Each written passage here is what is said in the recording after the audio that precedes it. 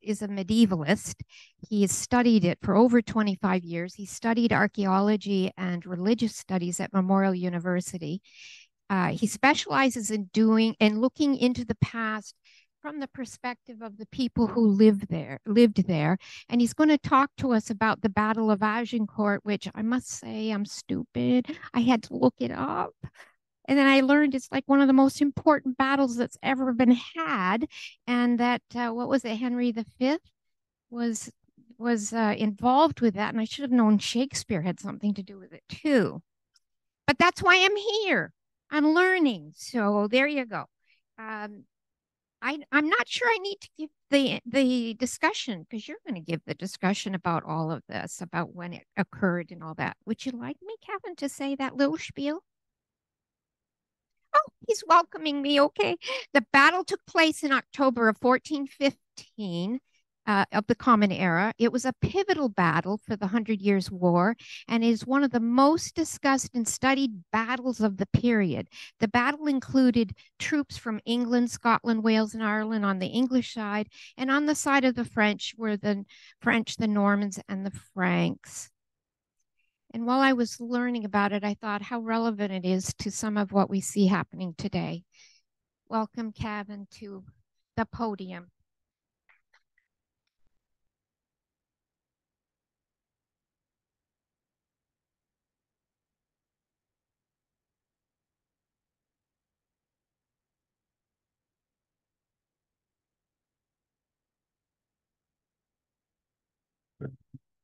Sure. Oh, sorry. We're just waiting for the camera.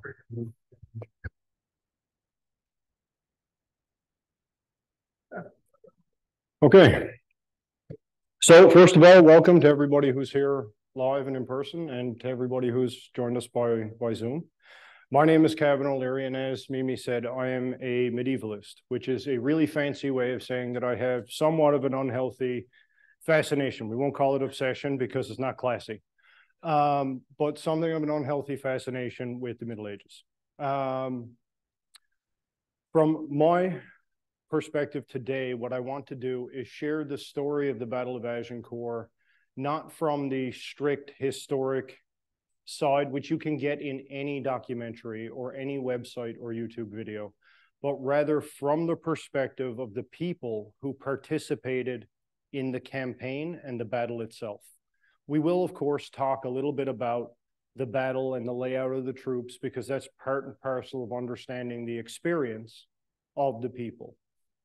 As Mimi said, the battle took place in October of 1415, but that's not where the story starts. The story for the Battle of Agincourt starts in the spring. Oh, sorry, mosquito.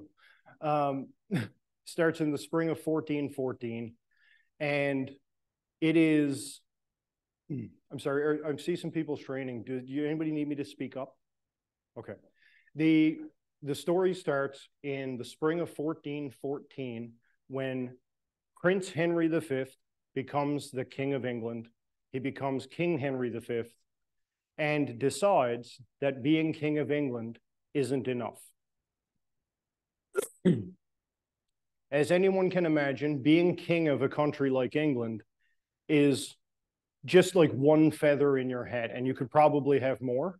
So that's what he decided he wanted. Because of his relation to his grandfather, Edward III, he believed that he had a claim to the French throne because he was distantly related to the French crown. So when he made that decision, he called forth what's called a Grand Council. And the Grand Council are all the dukes and earls, the major landowners in all of England. They're the ones that controlled the bulk of the country. In fact, they controlled so much of it that at the time, the king couldn't go to war without their blessing. He needed their money and their troops. He needed their horses and their armor and their archers. So he called, and he called his Grand Council, and they advised him not to go to war. They told him, there's a better way, let's negotiate.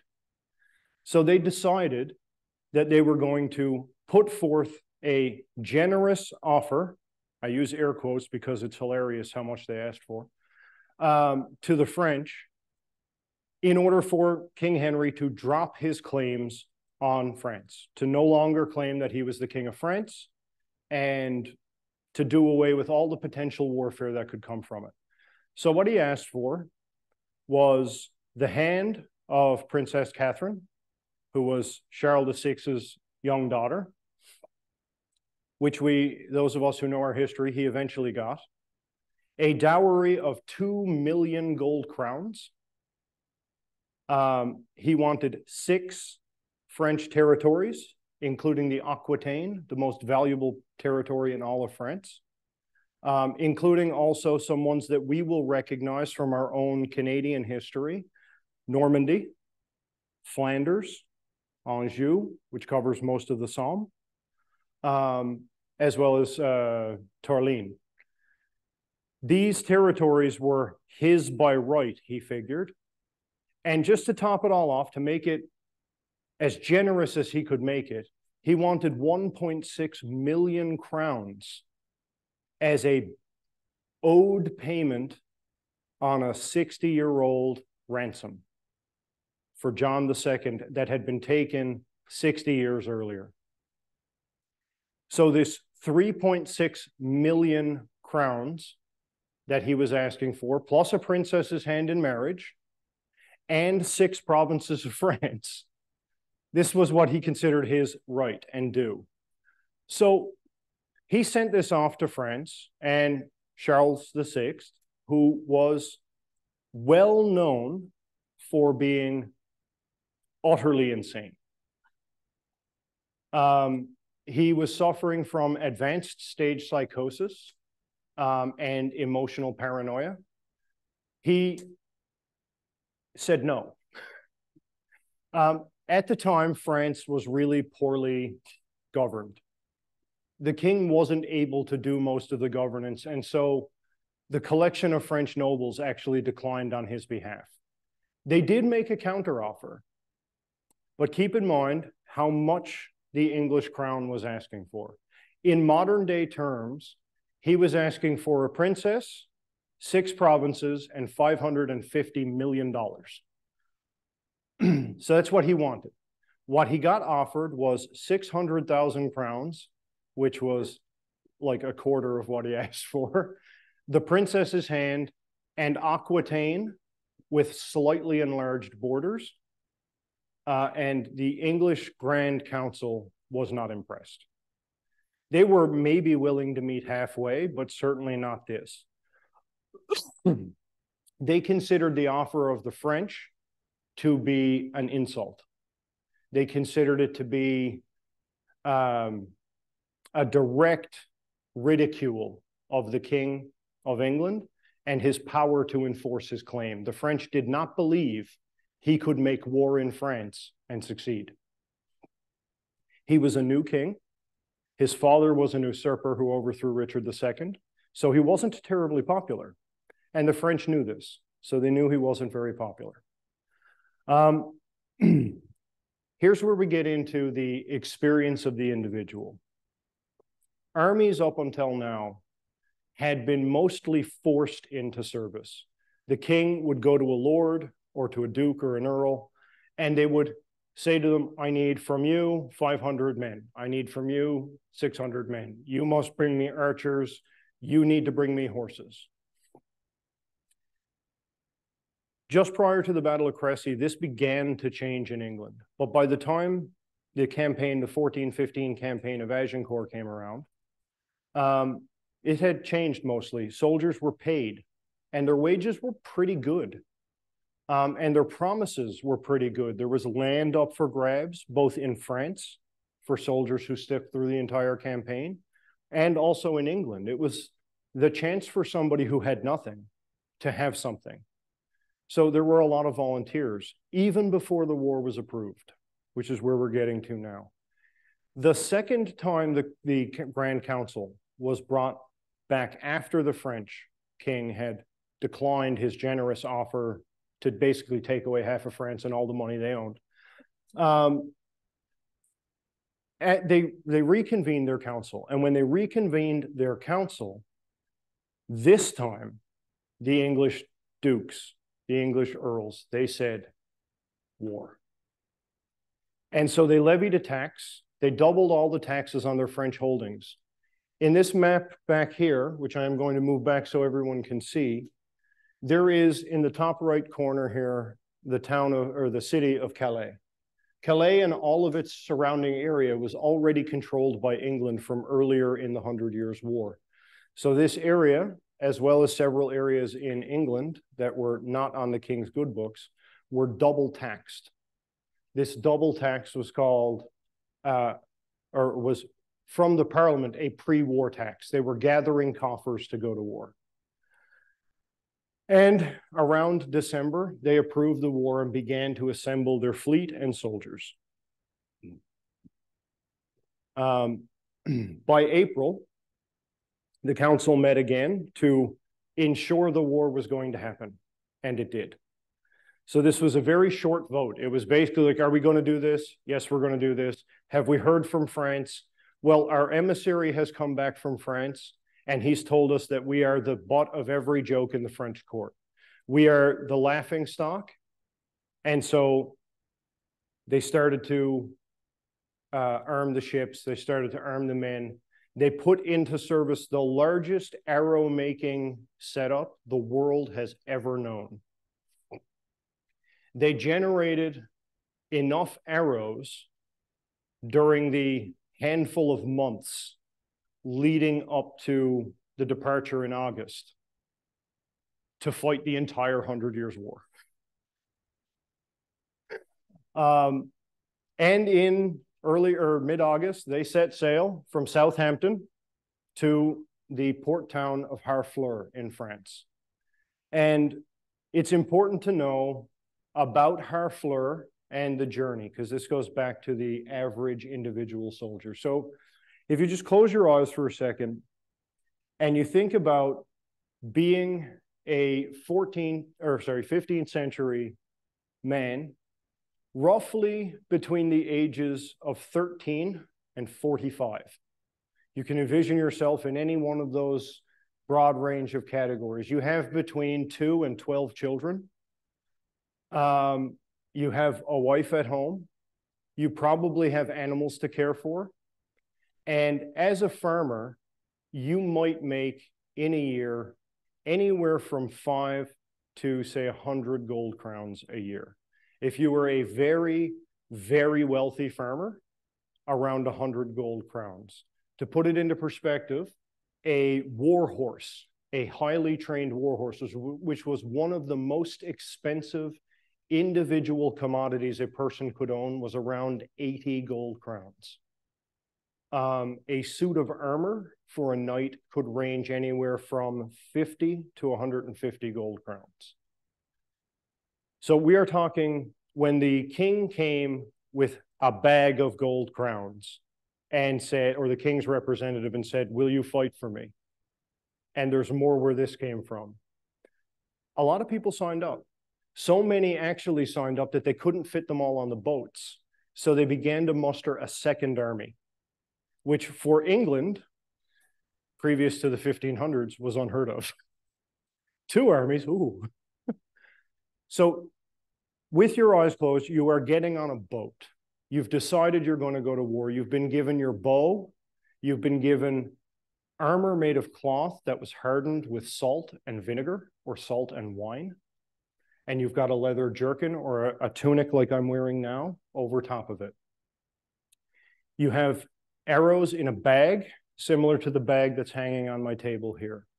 And you've got this, and you're getting on a boat. You're getting on a boat that has about 30 to 50 sailors on it and 100 soldiers. Also, horses, arrows, cannons, cannonballs. Sleeping space was often in a sitting position, leaning against the outer hull of the ship. There were very few vessels, unless you were a very wealthy noble who had a retinue of men and your own ship. Did you get a bed? They were not sealed to the weather like they are now. When it rained, and it did on the night that they launched their fleet, it rained. It rained very heavily and the sea spray was cold. And there's contemporary accounts of cold salt water pouring down the stairs to the inside and men sleeping to the midway of their thighs, sitting against the wall in water. The smell on board the boat, wet horses, wet dogs, hundreds of sacks of wet goose feathers brought to repair and make arrows along the way. These experiences only lasted a few days because the English Channel is not particularly large.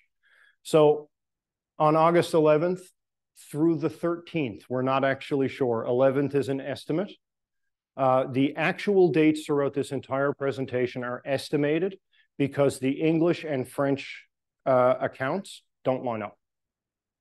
Okay, so estimated around August 11th through the 13th, and the landing somewhere between the 14th and the 17th of August at Harfleur. So after a few days on board the boat in those conditions, on a beautiful August morning, we'll call it the 17th, but it could have been as early as the 13th or 14th. On a beautiful August morning, the poor French villagers of Harfleur, who were out in their fishing boats, seen the 1,500 or so English warboats coming over the horizon. And they, of course, rushed back to Harfleur and they closed the gates. Harfleur was a small town of about 5,000 people. It had extensive fortifications. Despite being a very small town, it was the key to controlling the naval routes of northern France. It had 4-meter thick walls. For anybody who's not exactly sure, I'm a little less than 2 meters. So stack me on top of myself and then put my arm in the air, and that's roughly how wide the walls were. It had 24 embattled towers, which means it was surrounded by 24 towers that stretched above the wall's height. And what it means to be embattled, meaning they had crossbow perches and cannons, because we are getting into the part of the medieval warfare where cannons were becoming relatively commonplace. They still weren't everywhere, and they were difficult to move around, but they were definitely in places where you had permanent fortifications. So they had at least 24 cannons that we know of, and perhaps more, facing in different directions. They also, as we know, had smaller cannons that could look out through ports in the walls. So you're the English soldier. You land on the beach outside of Harfleur, and the king gives the order almost immediately to surround the town. So you break off and you surround the town, and you realize as you begin a siege that you are told will take 4 days. You begin a siege that you think will take 4 days, and at the end of 4 days, the king says, okay, this isn't working. So what he does is he orders his own cannons, which he brought on the ships. He orders his own cannons closer to the walls because he wants more punching power. So he brings all of his siege machines, his catapults, his trebuchets, and his cannons closer to the walls. So much so that the accounts from inside the town of Harfleur actually say the most common target of the catapults were not the walls, because they were so close, they were hitting the roofs of the buildings inside the town. For weeks, there was a very significant percentage chance that you and your family would be crushed by a falling 1-ton rock through the roof of your house at some point during either the night or day, because King Henry ordered the cannons to fire without cessation so that no one in the city may sleep. He also sent a letter to the town quoting his biblical right to put to the sword anyone who denied his rightful claim as king, and ordered them to surrender, to which they said, No, thank you. As they said, no, thank you, the 250 defenders of the town, 250 versus the English army of 12,000, said, no, thank you, we're good, we don't need to surrender. And then they got reinforcements. Another 350 or so men-at-arms arrived through a gate that wasn't yet sieged heavily.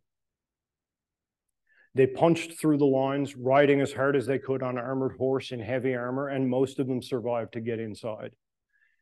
The commander of this unit was a seasoned military veteran, and he knew sieges.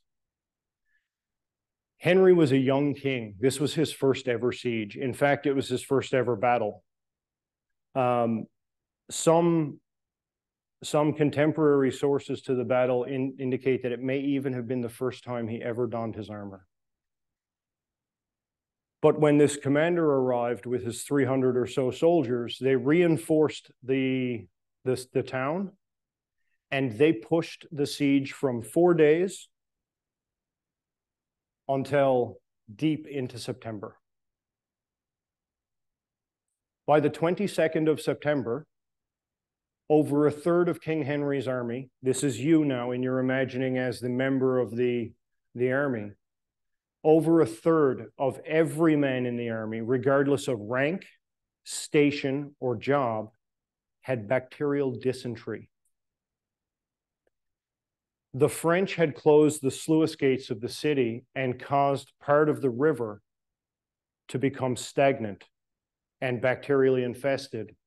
And they threw rotten animal corpses and old bodies, and they threw their own dead into the mire to make sure that the poison would spread as far upriver as possible, making it almost impossible for Henry's soldiers to get fresh, clean water. They did bring water with them, but they were only expecting a 4-day siege, so they did not bring a month's worth of barrels of water. They would have needed hundreds of additional ships to bring that much potable water for so many people. In addition, the English soldiers were not the English nobility. Many of them had never been to France, nor read any books about France. And so when they started eating fruits from the trees and bushes in France, they didn't recognize which ones were ripe. And on top of the dysentery, there was a great deal of stomach issues caused by unripened fruit and out-of-season shellfish, which they took, or sorry, I shouldn't say out-of-season, but unripened shellfish, which they took from the French fishermen who were not protected by the walls, but of course only after a few days of it sitting out in the sun and ripening. So the dysentery, the estimates vary widely from scholar to scholar, but anywhere from 100 to 1,000 men would have died just from the dysentery alone, from dehydration, from aggressively militant diarrhea, nausea, vomiting, cold sweats, shakes.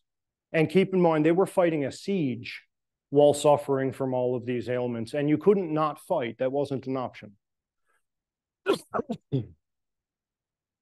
So from there, you as the common English soldier eventually best and break through the walls of Harfleur. And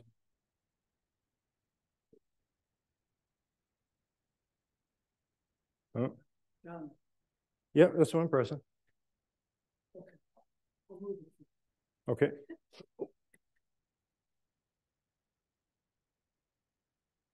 So this is an artist's rendition of the sacking of the walls of Harfleur. And it is a little bit blurry, I apologize. I couldn't find a wide enough resolution of it anywhere that had a realistic depiction of it. Many of them are very cartoonish, and it just shows like a man bashing down the wall. But the press of bodies where they broke through was so oppressive that it had to be climbed. by the soldiers. They had to climb over the bodies of their own dead to get through the breach. 5,000, approximately 5,000 English soldiers died at the Battle of Harfleur, while less than 500 defenders of the city were killed.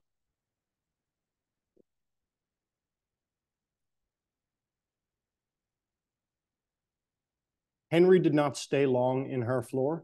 He put a constable in charge of the town to bring it under English rule. And he told the French people of the town of Harfleur that they would be spared if they swore fealty to him, not as the King of England, but as the King of France.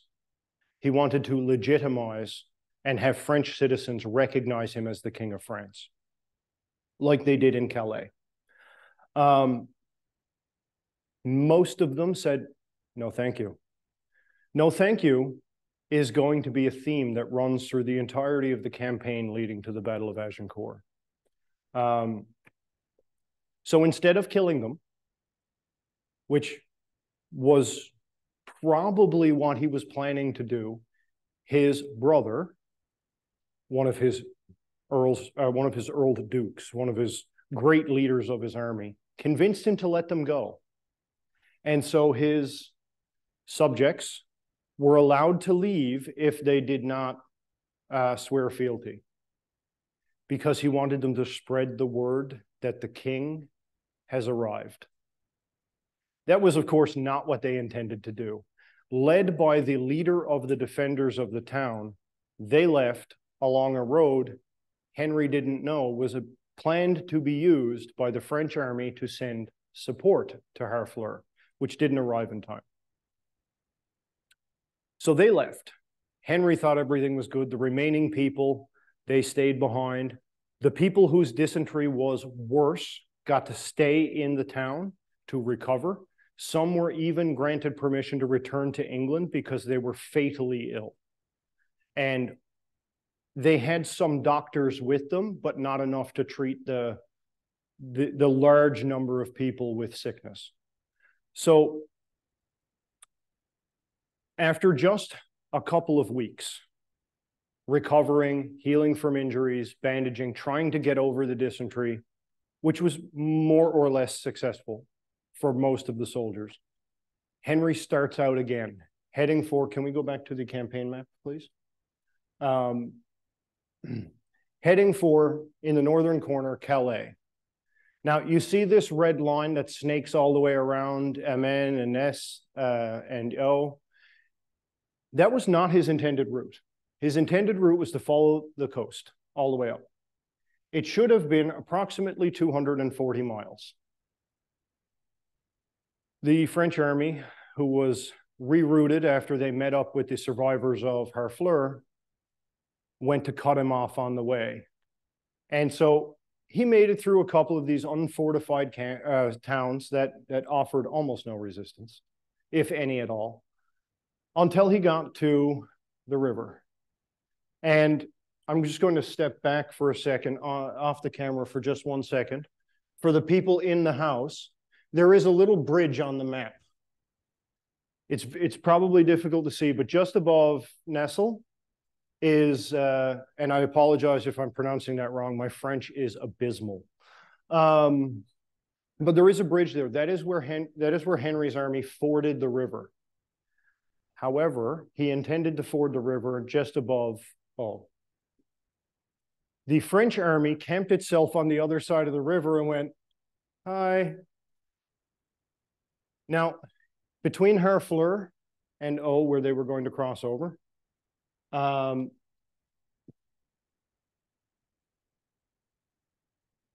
right, sorry. I have a laser. Yeah, so this is the bridge. This is where they intended to cross and where the French army first made itself known to them. And Henry said, well, we can't cross here because they're defending the side of the river. You have to come out of the river fighting, which is a no-no. You don't want to do that in medieval warfare. Horses don't run up riverbanks soaking wet with men in armor on them very well at all. So they went along this line until sometime in late October. Again, these dates are somewhat up for debate. Most, these on the map here, these are the latest it could possibly be in the season. So these are like the limits, the date limits for when it could have happened. Moving along here, along this stretch, again, we see dysentery and heavy rain. Now,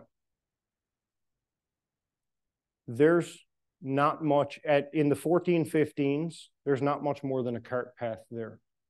So you're trying to move an army of 7,000 to 9,000 people along a cart path in heavy rain with dysentery, carrying everything you need to wage a war. They had very few horses because they had to ship all their horses on boats. So they only had enough horses for their nobles and messengers.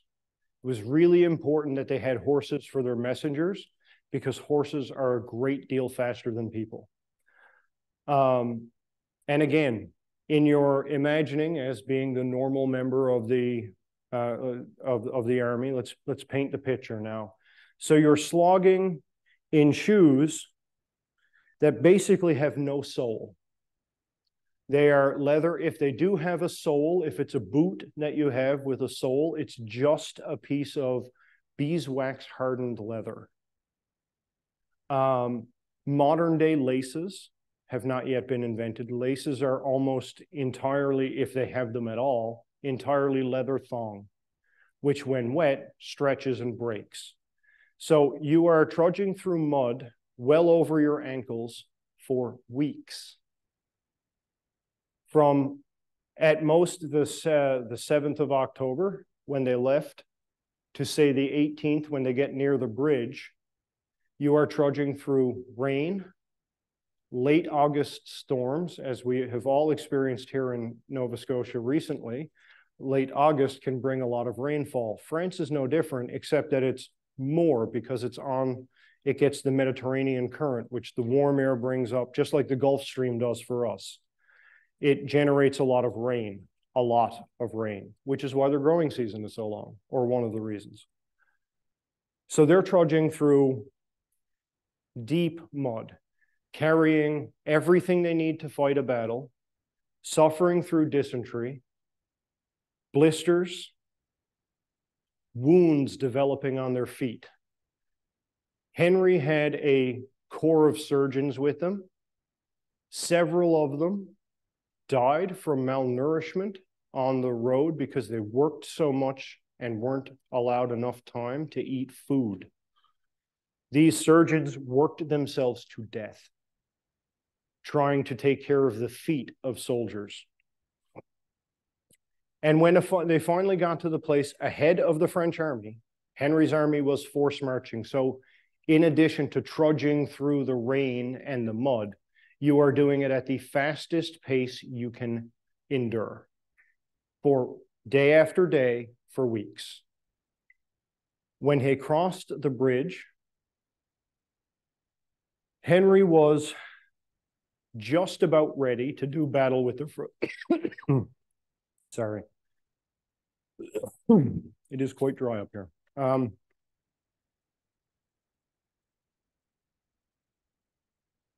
Henry was just about ready to do battle with the French because he believed he had no other choice. The French were mirroring his movements on the other side of the river. And nobody's seen it possible. There was no way that they could possibly go from here all the way to here with the French chasing them, being as battered and beat up as they were. So right around here, I'm sorry, I should move to the side for the people on the edges there. Right around here, just a little bit north of where they forded the river, Henry ordered a stop, and they camped because they were done. They were going to die on their feet, himself included, which is probably why he decided to stop.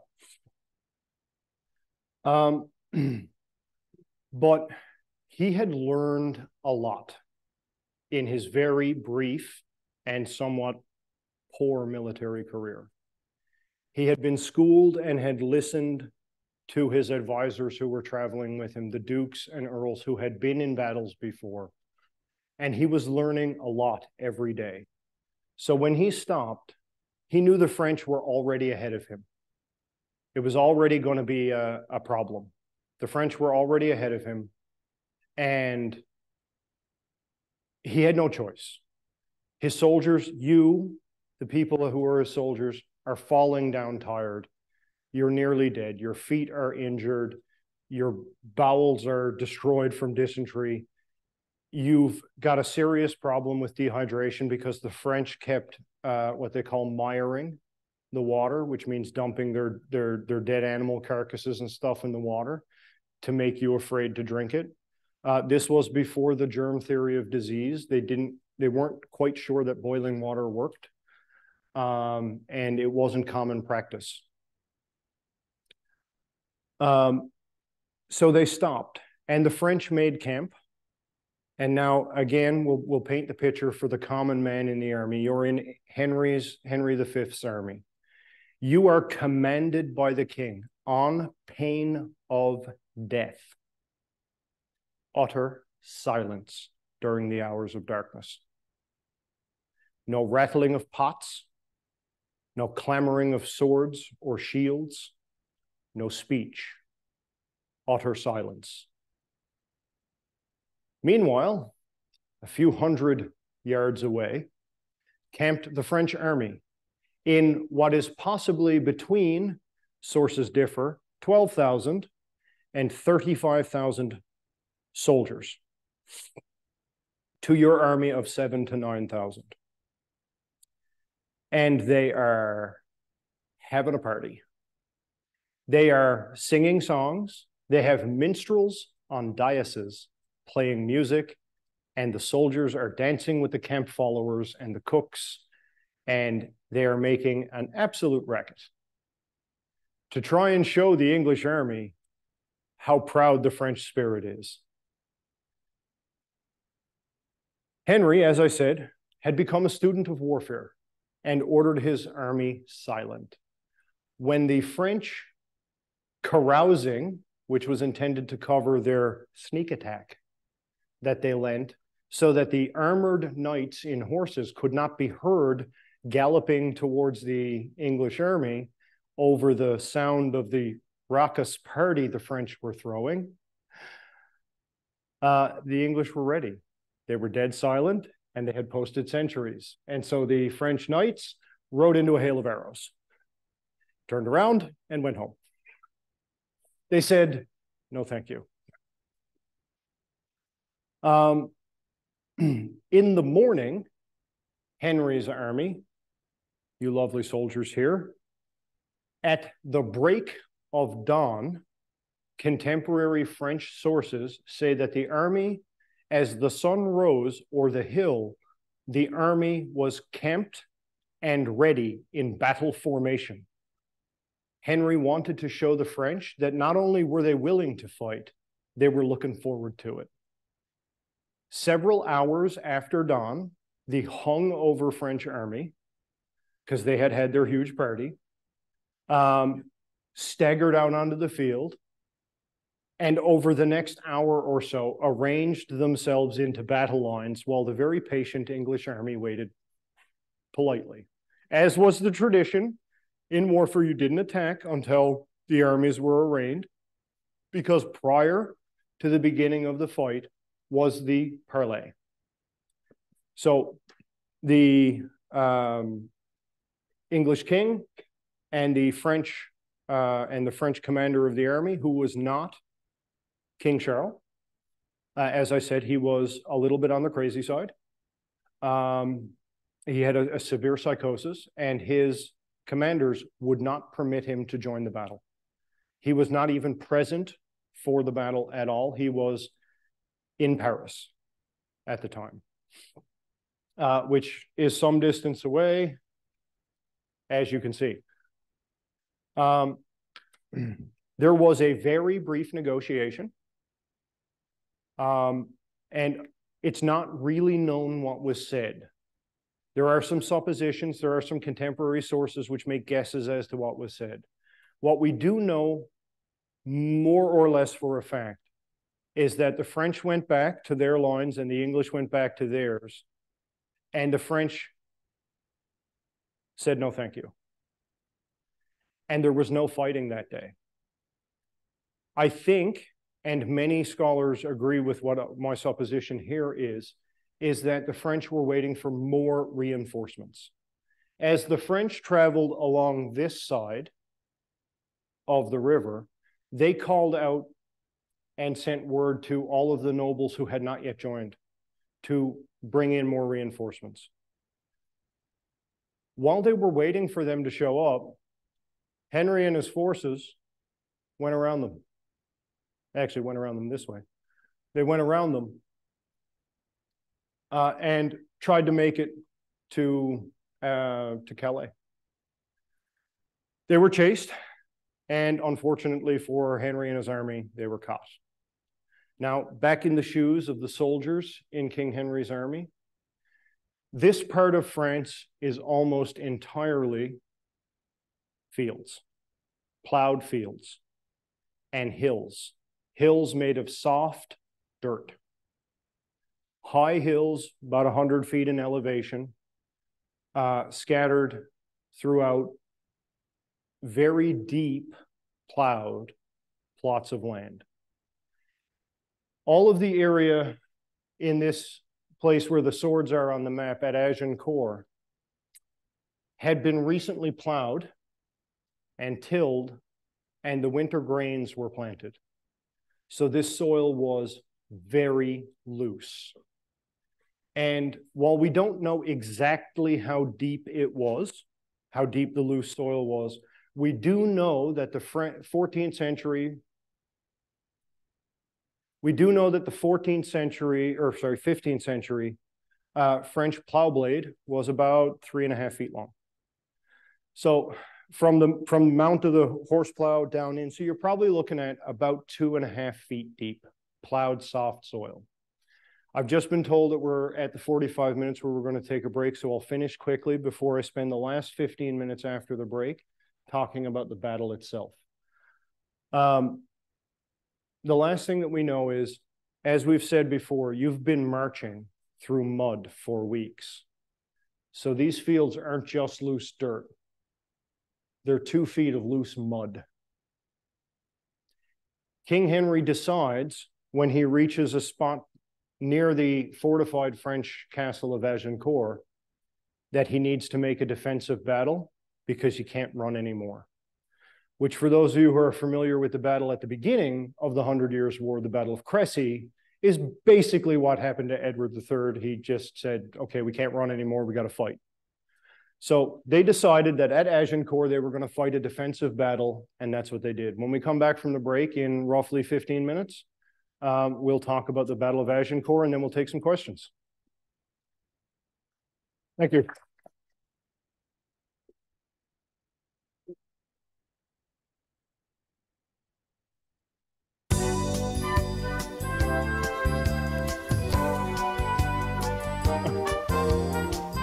So how about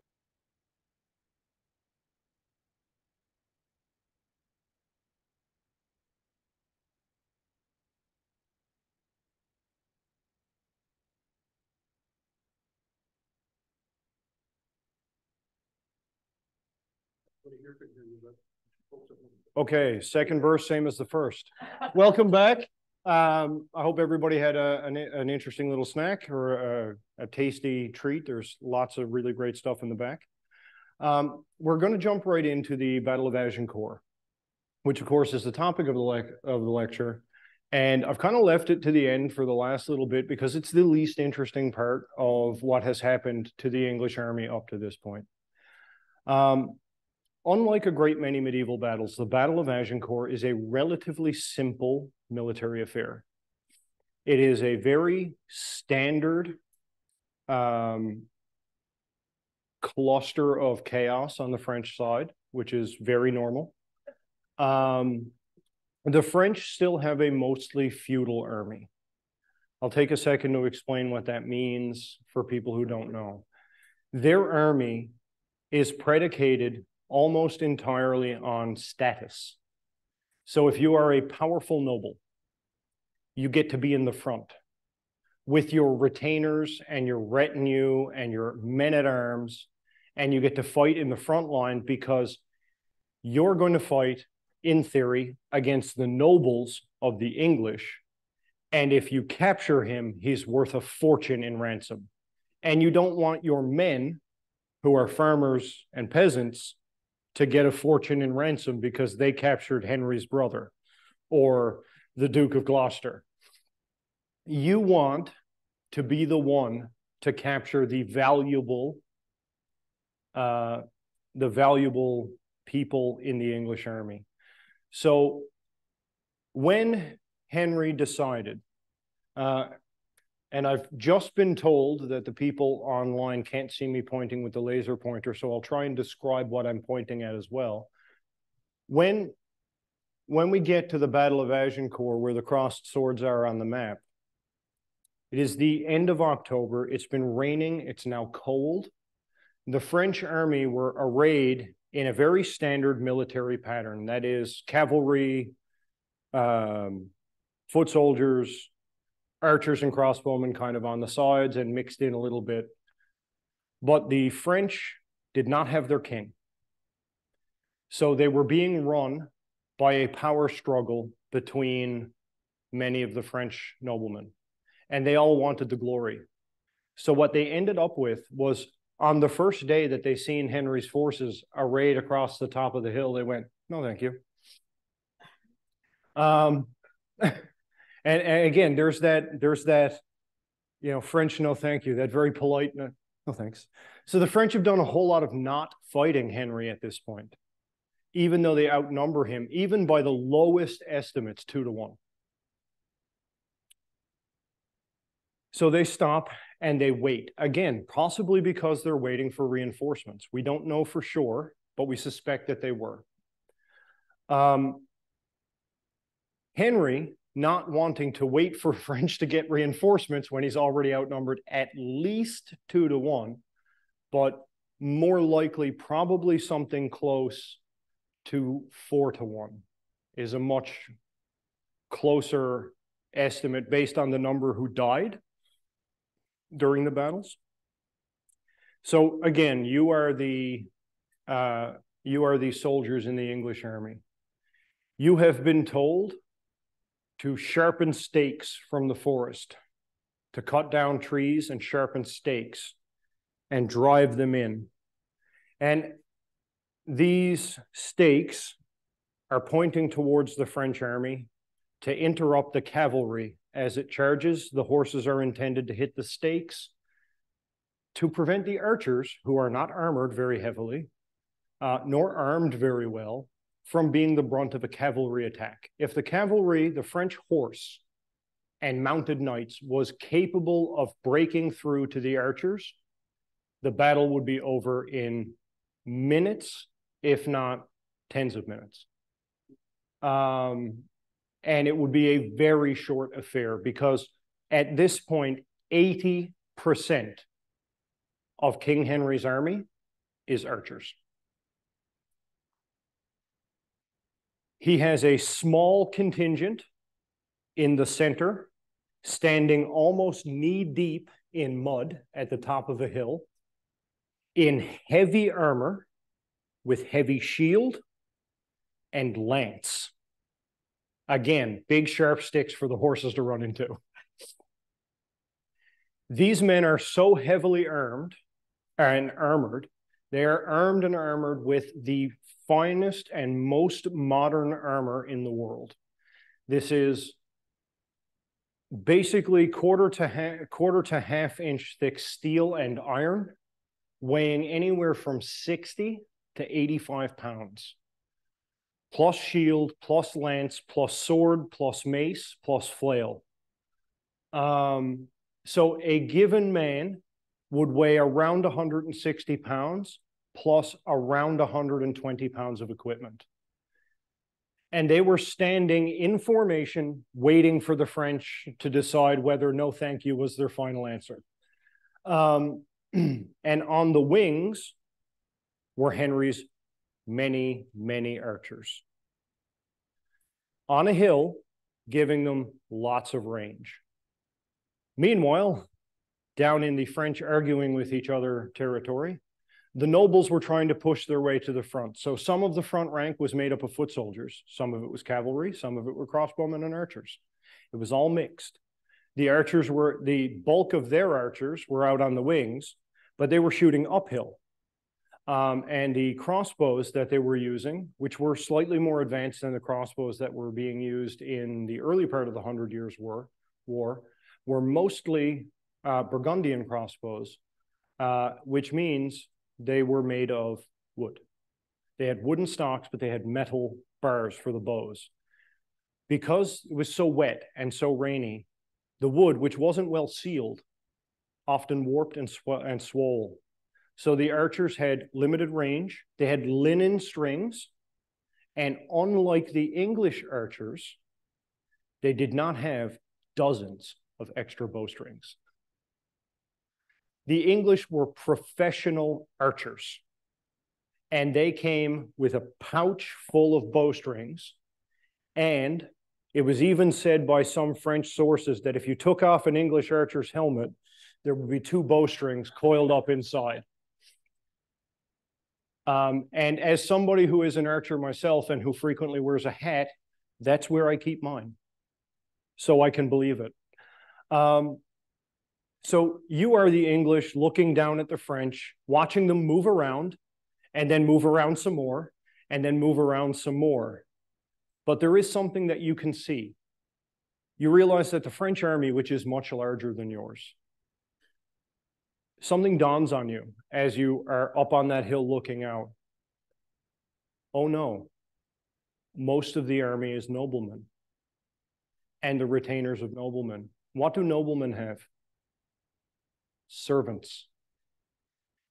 In France, at the time, there was a servant position called a gros valet, a large valet, somebody who came with you. The English army realized that after the French army had a raid, behind them was a rear guard made up of the gros valet, nearly 1 for every soldier in the French army. They had, and most of them had horses. So there were another possibly 10,000 armed veteran fighters waiting for their chance after their lords had grabbed some glory to run in and get some for themselves. Eventually, the battle started. And the battle started, as we say, again, for those of you not in the auditorium right now, I'm pointing at the Agincourt crossed swords. Somewhere around the 25th of October, possibly as early as the 20th, the battle was actually joined and fought. And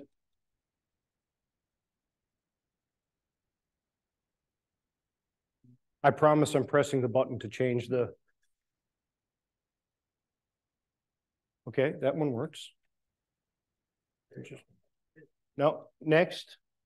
So this image here is a recreation of English archers.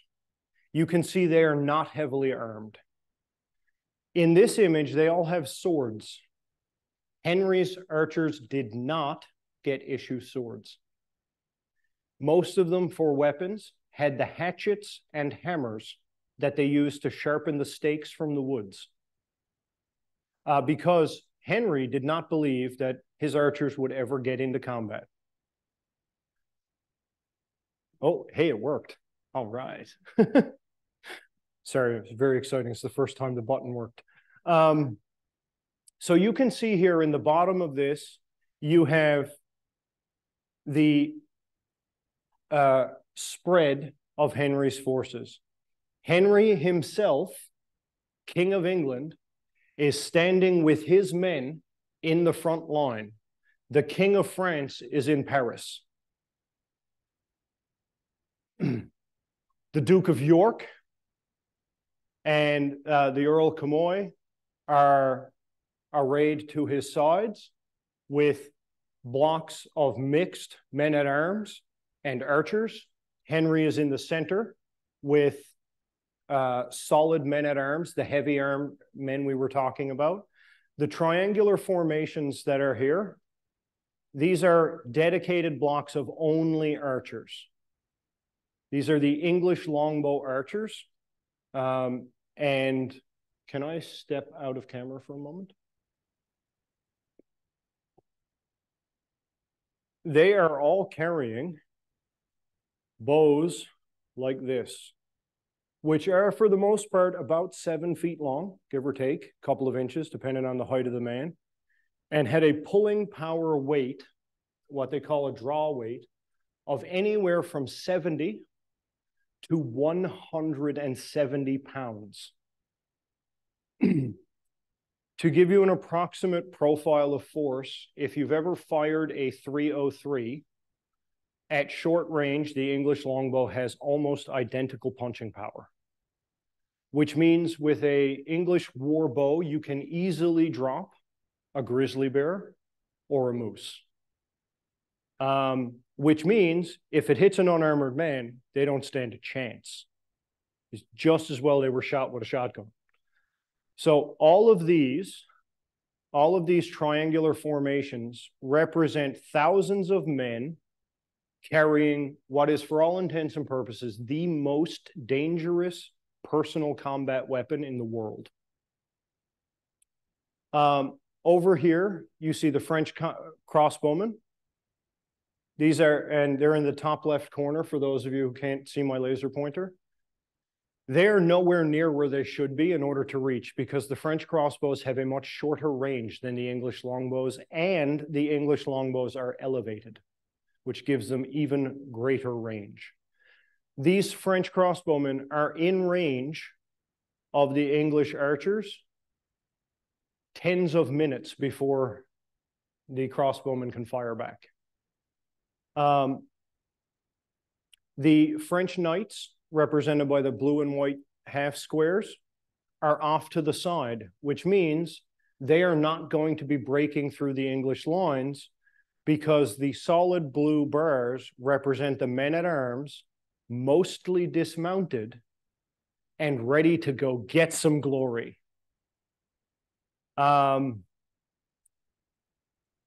This doesn't work well for the French. When the battle starts and the French army begins to advance, England's now studied in warfare king has sent along the left-hand side here, underneath where the words and the legend are, a group of 200 mounted archers through the woods. They've been going ever since the French said no thank you. And as soon as the French army gets past where they're camped in the woods, they start shooting them in the back and the sides. The French army has no idea what's going on. They're being attacked from the trees. They didn't even know. Their own scouts never reported anything because they're dead. It's difficult to file a report when you've been killed. And those archers, their only job was to sow confusion. So they fired 10 to 15 volleys, which took 2 or 3 minutes. And then they beat it back to the safety behind the archers of Henry's line. A contemporary source describes, and this is where you get to imagine yourself not as the English army, but as the French army. Because what I'm about to describe is a truly terrible experience. Possibly the worst I can imagine from any of the descriptions of war that I've ever heard.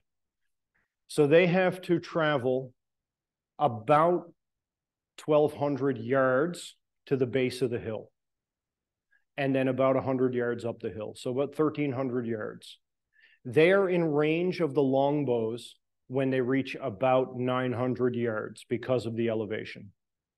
900 to 700, sources differ. Because it was raining, it may actually have stretched the bowstrings, and it may be closer to 700 yards. But the contemporary French sources describe the French knights, the men at arms in their heavy armor with their big helmets, most of whom did not have a shield, because the French were very bravado driven and shields were for cowards. But their armor was so strong that a longbow wasn't likely to penetrate it, but it still hit with an awful lot of force, and it would still cause bruises and broken bones and loss of air, even without penetrating the armor. So they had to march the 1,000 or so yards with their heads down. Well, we've got some sort of a background here. Have I cut off? Oh, okay. Shall I continue? Yes. Okay. So they would march across the 1,000 yards through knee-deep mud in 120 pounds of equipment in the pouring rain, whilst tens of thousands of arrows are falling every single minute. Each arrow landing as it hit you with the force of the kick of a pony. And you had to march head down like this through knee-deep mud in leg armor that wasn't articulated to bend side to side, so you could only do this. You could only walk almost in a strange variety of goose step, because all of these men, while they were dismounted, their armor was designed for horseback.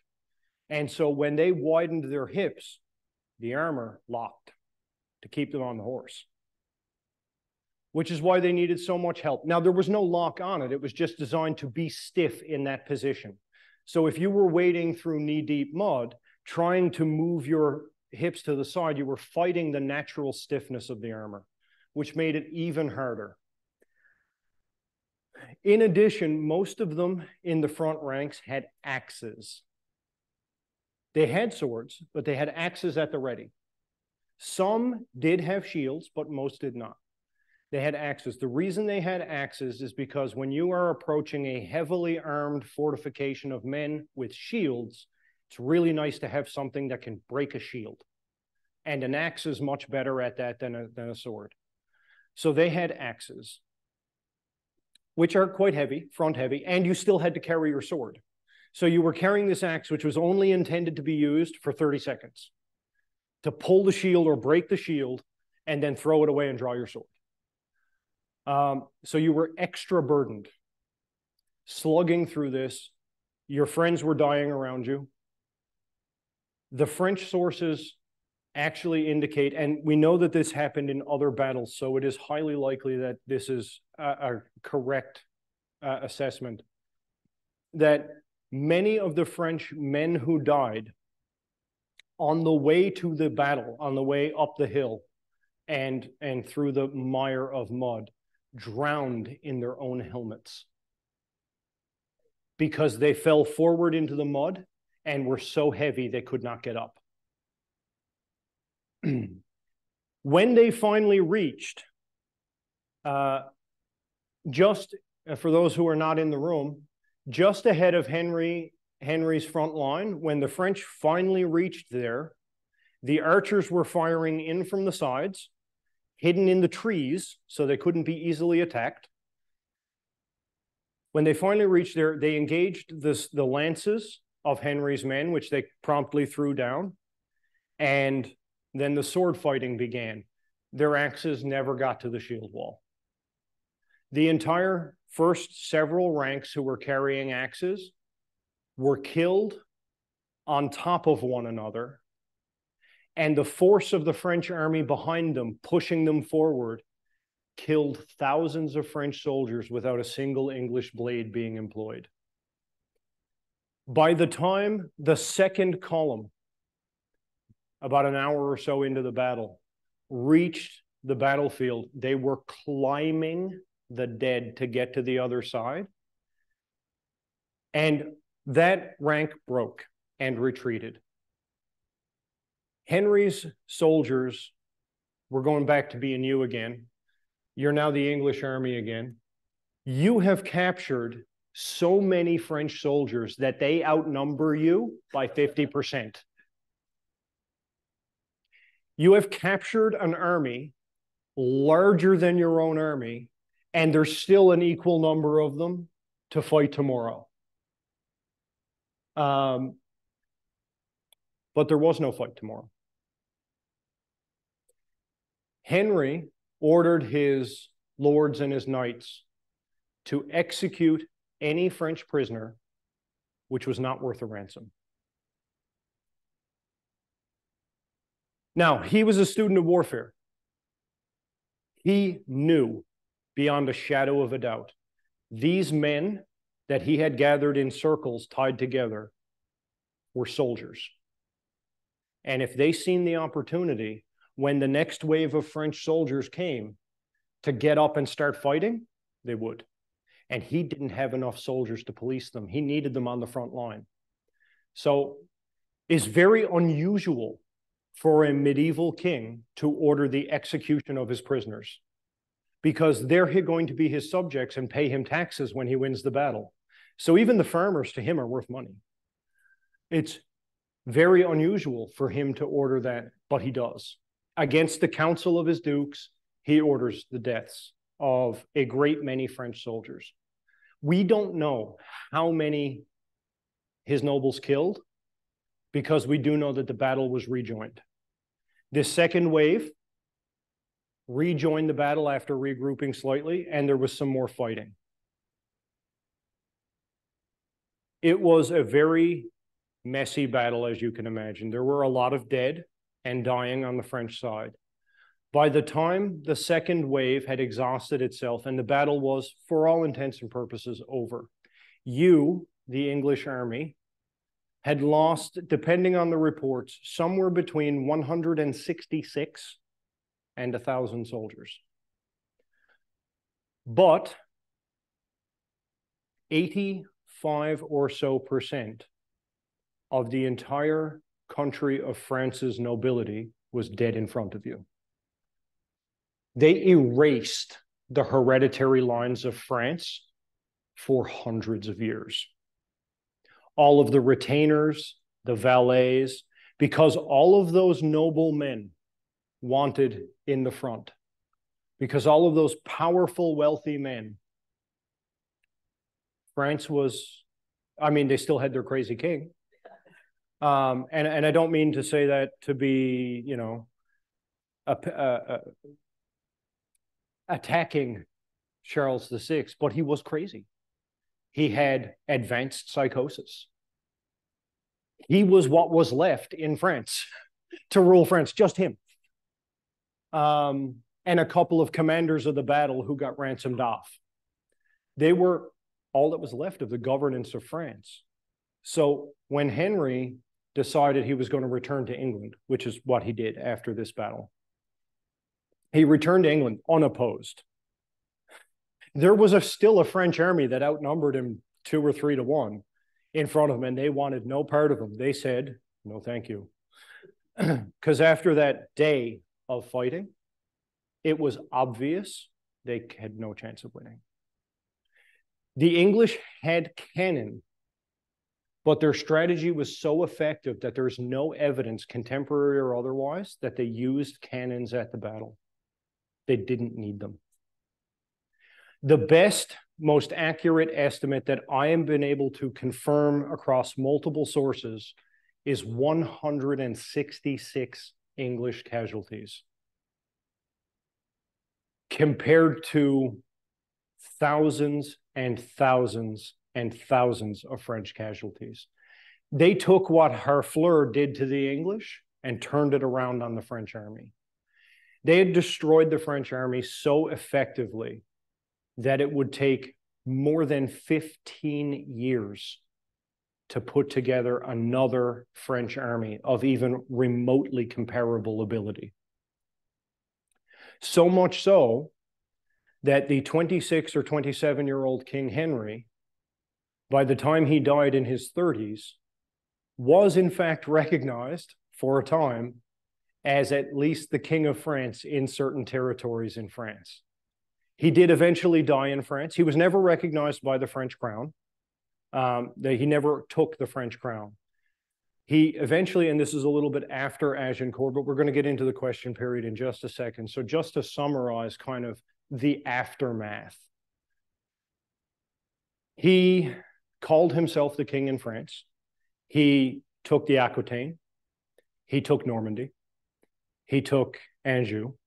He took Flanders, which was the first time Flanders had ever been occupied by any king other than French.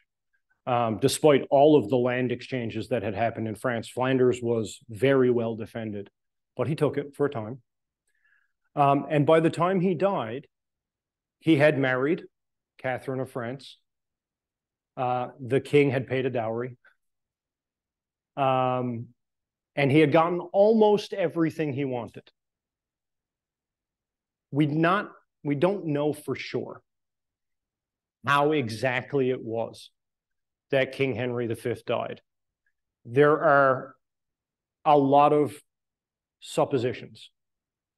Most of them point to dysentery because he continued military campaigns in France. And military campaigns during the 1400s, during the 15th century, dysentery was a very real option, a very, very real fear for anybody. We do know that shortly after Agincourt, about 20 years or so, and again, for those who are not in the room, I'm pointing to one of the names in front of the French block of soldiers, Orléans. At the city of Orleans, or in French, I think it's Orléans. At the city of Orleans, some nearly 20 years later, the 100 Years' War drew to a fantastic close when the English army was utterly crushed. Crushed so much that they didn't come back. They tried to siege one of the best defended cities on earth with an underpaid, underfunded, malnourished, dysentery-infested army, and it did not go well for them. But for the interim time, England had as much power in France as France had in France. And that all came out of the Battle of Agincourt, where 7,000 to 9,000 men beat an army that might have been as large as 35,000, not including Gros Valets retainers who were armed and on horse. So that is the Battle of Agincourt in summary, and the experience of soldiers and the travelers who went with the army. Do we have any questions? Do we have any questions from the periphery? I forgot to mention to our periphery to please use the raised hand icon that's on your computer to ask your question, and you will be able to speak to our speaker directly. Or not. Or did you want to ask a question? Loudly, is that it? I wanted to talk into it so the people are okay. Go back to the beginning. I'm interested in the personnel of the English army. You said the king handed out, who paid? You said the new English students, the new English army was paid. Who paid it? And then you said the king handed out bags of gold coins. Any money that came from the crown is said to have come from the king. Regardless of who handed it out. In these cases, who actually handed it out were probably the tax collectors who took it from the tax coffers. So it was the king's army. The money mostly came from the people who were receiving the money because it was their taxes being paid back to them as salary. Okay, then who the personnel are they young boys of peasants? I know there's nobles and they have noble sons and you have knights, but I thought they were called the Welsh bowmen. So the Welsh, who were also English subjects, did provide for the campaign of Agincourt about 30 to 50% of the archers. The remainder came from Scotland and England. Welsh archers in the earlier part of the 100 Years' War made up almost the entirety of the archers used. As it became very clear how ridiculously effective they were, the English began training more and more and more of their own men, particularly Scotsmen, who were known to be 6 to 8 inches taller than the Welshmen and much bigger across the shoulders, to pull even heavier bows. And they began to use something that we sometimes nowadays call a siege bow, which is a standard English war bow. But instead of being around 170 pounds, it would get up around 190 or 200 pounds. And these were intended for literally hitting a man in armor and knocking him off a wall. Because it wouldn't go through the armor, but it would kick like a horse. Well, and the actual, like the social layer of most, aside from the nobles, were they young sons of peasants? That's what I'm. Mostly, yes. Yeah. And they were paid then. Yes, they were. That was an inducement to join. Yep, yeah. They were mostly the sons of peasants. It was in the contemporary records from France. It is referenced over and over again how damnable these peasants are. How dare they stand against their betters? Because traditional feudal warfare was noble versus noble. Was the armies of a noble versus the armies or serfs, which were an extension of the noble house. These were paid soldiers. And the French had some paid soldiers, but not nearly as, like the entire English army was paid. It was the first time that the entire army went onto the field of battle as a professional paid army. We had said that in April, they had decided they were going to go to war, but they didn't sail until August. They did training with their men. They had them do bow training. They had them do mounted archery training. They had them do battle drills and formation drills. They taught them about the heraldry of the French armies so that when they seen a specific banner go up, they knew which commander that banner did and what kind of tactics he was used to using.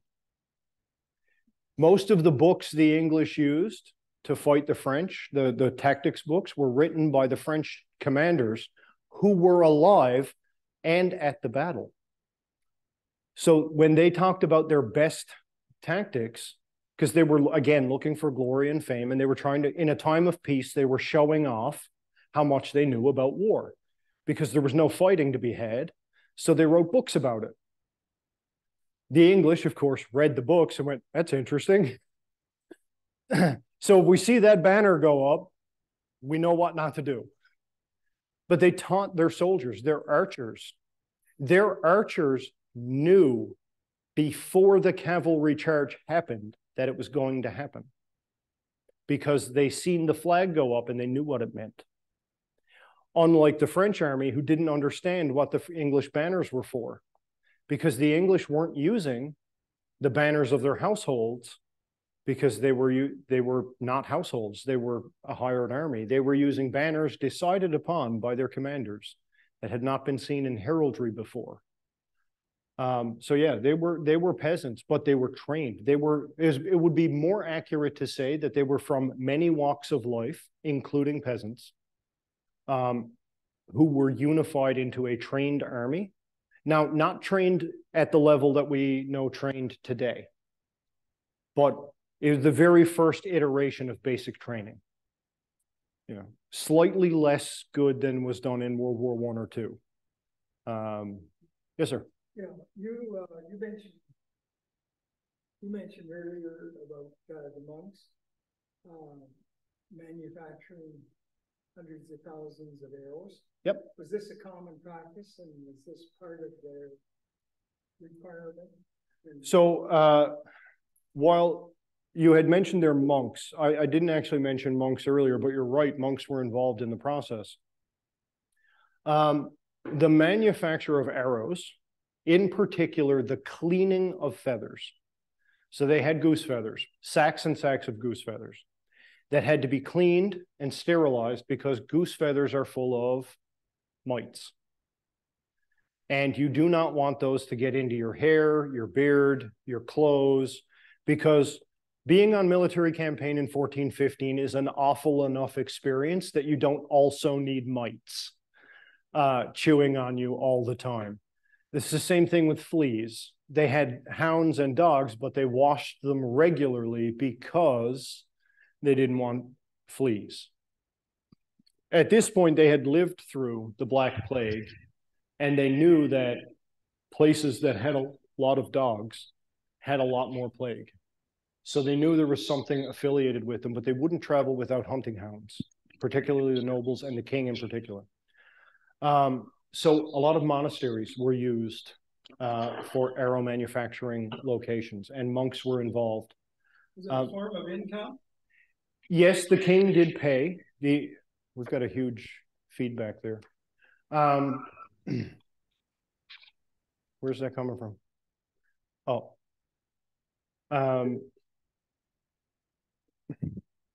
So these monks, everyone knows that monasteries traditionally, a lot of them make cheese or beer, right?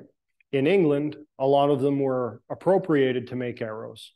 So it was a form of income for the church, but it was also a form of income for a lot of women in the towns where the monasteries were closest to. Because while the men were cutting the wood and killing the geese, they were cleaning and washing the geese. And it was one of the first times in English history where large numbers of women received paid services or were paid for their services en masse. Because the monasteries were responsible for doling out they would get paid in a lump sum for X number of arrows, and then they would decide who got what.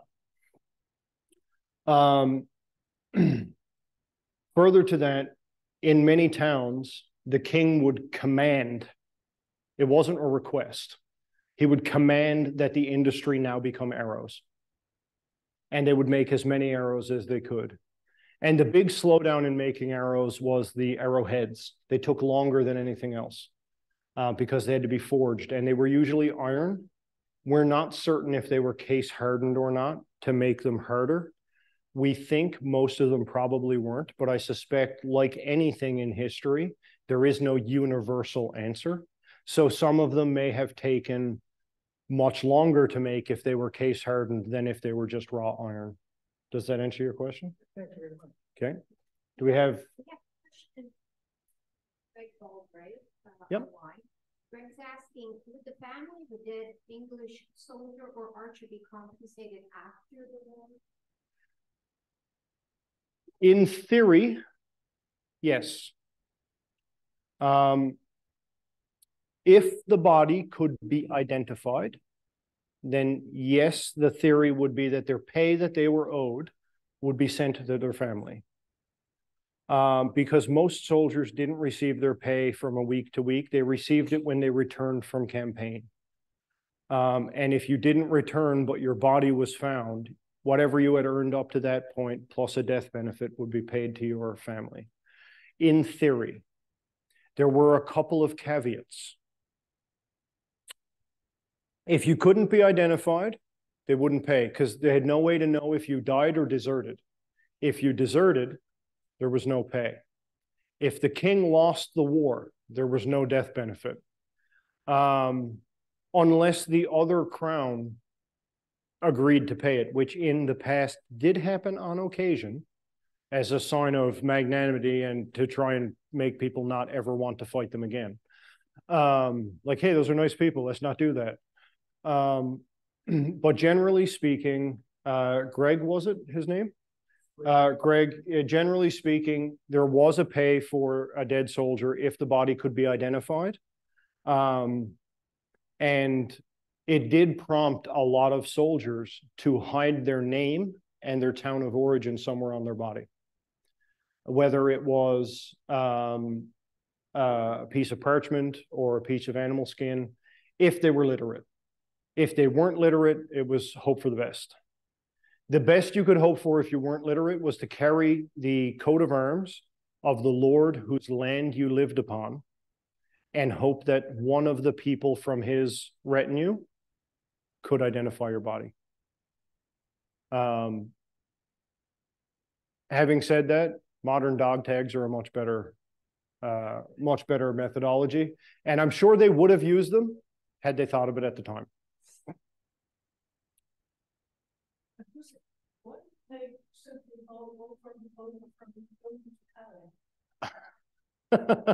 Can we get that picture back up on the screen? Maybe didn't hear it. Sure. Why did they go from? Why did they not go from Dover to Calais? Yes.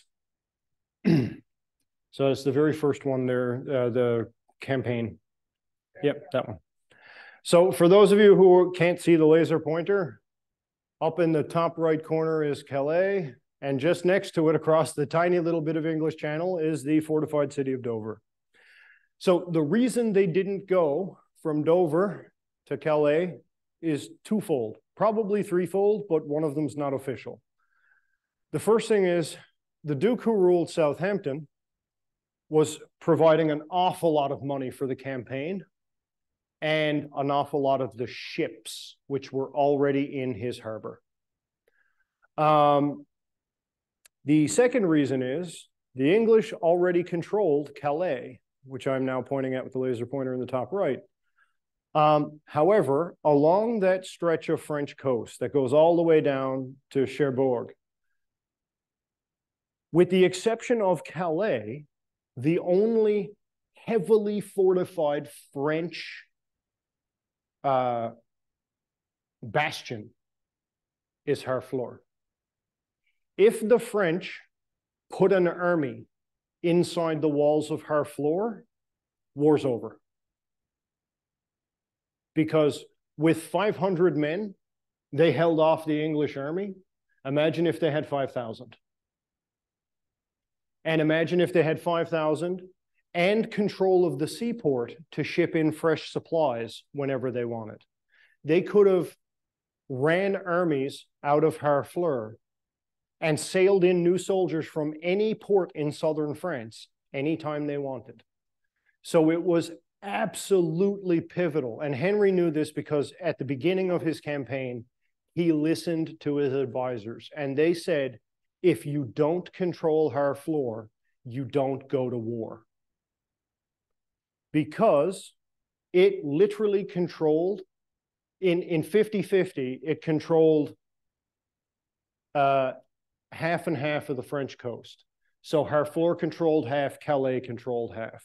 They already owned Calais. And remember, they thought they would be in Harfleur for only 4 days. They looked at it and said, it's a fishing town. Yes, it's got a big wall, but it's a fishing town with 5,000 inhabitants and no soldiers. We're good. We got this. They don't got this. It did not go the way they wanted. Had it gone the way they wanted, the French army never would have caught up to them because they were in Harfleur a month longer than they expected. And then they had to heal from their injuries and their fatigue before they got on. So had they landed in Harfleur on August 17th and on August 21st marched for Calais, we'd be telling a very different lecture. The Battle of Agincourt might never have happened. Any other questions? Yes, sir.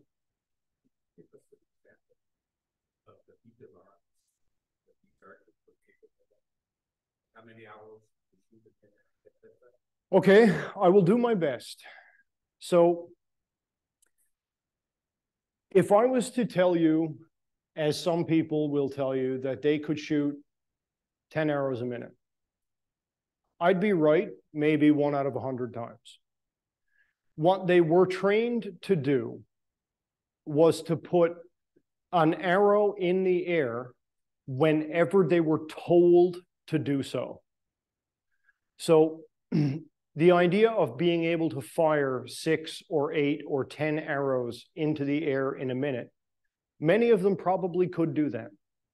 But the training was about military precision.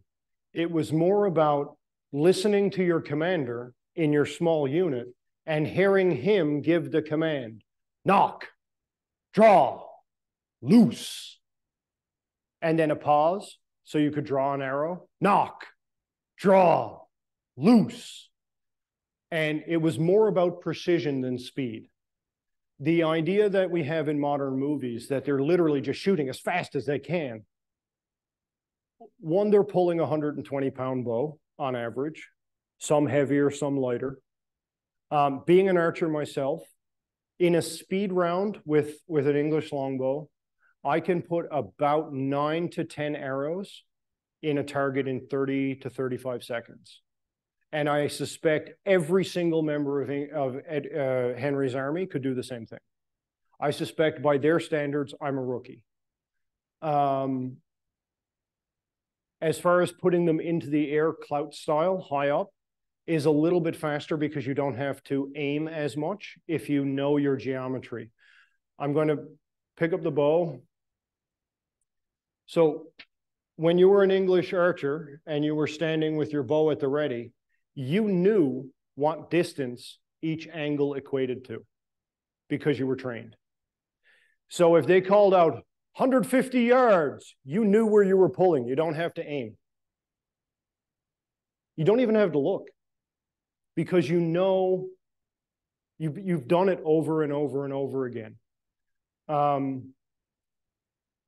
So they would say 150 yards, 300 yards, 500 yards, and you would know what your elevation was. And the caller, the person who was calling out the commands for the archers and using the flags for the archers would call out the distance. They would do the calculation for the elevation so the archers didn't have to. If they were going to shoot 700 yards and that was the same angle of a normal 350 yard, they would call out 350 yards and it would go 700 yards because they were elevated. Does that answer? Yeah. Yes, ma'am. Yes, you mentioned travelers. I presume some of these were women. Would you elaborate on that, please? Sorry, travelers. You mentioned travelers. In what context? With the arts. Oh, okay, because I mentioned it twice. So the French had camp followers, what we modernly call camp followers. They are people who traveled with the army, usually up to just before the major engagement started. And they were to provide entertainment to the army, to help cook, to build resources. They shod horses. They had traveling little barrel forges to make spear points and arrow points. Most of them were artisans. Most of them would have been craftsmen of some kind, selling their wares to the French army, following them around, making the things they forgot to bring from home or that they ran out of. But a great many of them would be bakers and cooks. And according to some contemporary sources, while modernly this is considered distasteful to talk about, there were a great many French courtesans who followed the army. There was a lot of money to be made for women willing to relieve the stress of the men in the army. And whilst I don't generally like to get too deep into it because it is kind of a contentious topic for certain people, it was probably the #1 source of women among the travelers and camp followers. Most professional bakers and cooks during the period in France were men. Very few women in France at this time had paying jobs, unless they were sublegal. And they were working in the brothels and they were working in courtesan houses. Now, that's not universally true because like everything else that we've talked about, there's no real universal truth about it because there were variations from place to place. In Paris, for example, there was a microculture of female paid dressing servants where women would be hired for their aesthetic skills to judge the way men were dressed and tell them if they were attractive. But they likely weren't with the armies. There wasn't much call for that sort of thing with the army. So the majority of the women who would be there would be working either in stress relief and therapy, which is how we'll refer to it, or they would have been a part of a noble household and they would have been brought along for their literacy skills, to write messages that would be of a quality suitable for noble eyes. because the men who wrote messages in the army, the literate soldiers, they were fine to send a message to another soldier or a commander or even a duke on the battlefield.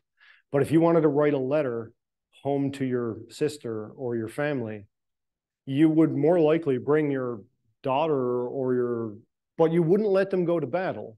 The day or two before the battle was joined, they would leave. And when the battle came in, even most of the camp followers, they would come back a few days and after the battle and peek around the trees to see who won and then see if there was any money to be made. But they wouldn't really join the actual fighting. Not like the Gros Valets, not like the French armed servants. They would actually go into battle, and with the possible exception of a very, very small number of them, the vast majority of them would have been men. Does that answer your question? Kevin, we have 2 questions, and I think I'm going to call that the end of the questions so that we can finish it. I'm happy to answer whatever there is. It's your timeline. Yeah, Greg asked another question. Yep. Was the French loss at Agincourt a major reason for the creation of a permanent French army under King Charles VII? Whether it was or not, I don't think it could ever be proven, because under Charles VII, when the permanent French army was risen and trained to kind of mimic the way the English did it, because they beat them so harshly at Agincourt, when they did that, they weren't particularly forthcoming about their shortfalls and shortcomings, particularly under Charles VI. Charles VI's psychosis made the entire period of his reign something that the contemporary French were not very pleased about talking about. And there aren't even a great many songs from that period that survived, because when most of the songs were written about the royal family or the nobility, and the situation was so touchy that we don't know for sure. A lot of scholars do place Agincourt at the top of a list of reasons why, but I don't think we'll ever truly know. Yeah, happy to answer. People are worrying that this mic isn't getting through. This is from Isabel, and the question is, excuse me. I understand that different types arrowheads were used. Have you any samples? Unfortunately, I don't. In Nova Scotia recently, we had a 260 plus millimeter rainfall. During that rainfall, I lost quite a bit of stored material in a storage locker. And I did have a handful, and only a small handful, of replica arrowheads.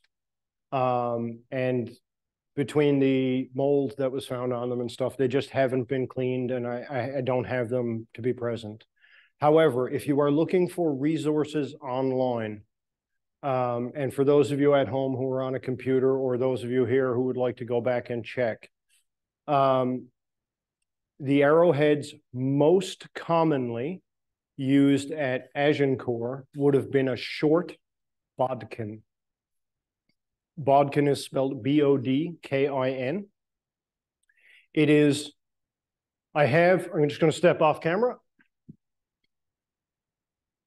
I have this arrow with me. This is not a medieval bodkin, but they did have a similar shape to this. This is a modern day Nova Scotia archery legal target point shaped like a bodkin. This means that I can do medieval style archery within the regulations for Nova Scotia archery.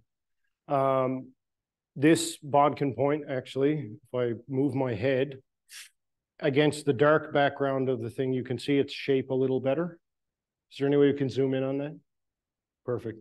So that head, the cone at the top and the dip in the center here, allows it to punch into a hard surface and kind of peel like a can opener does. The true medieval version of this instead of being rounded like mine is, would have 4 distinct sides and a sharpened edge at each corner. It would also be slightly concaved and quite a bit longer than this and much heavier. They were, if you're looking online, it's a short bodkin or a plate cutter bodkin.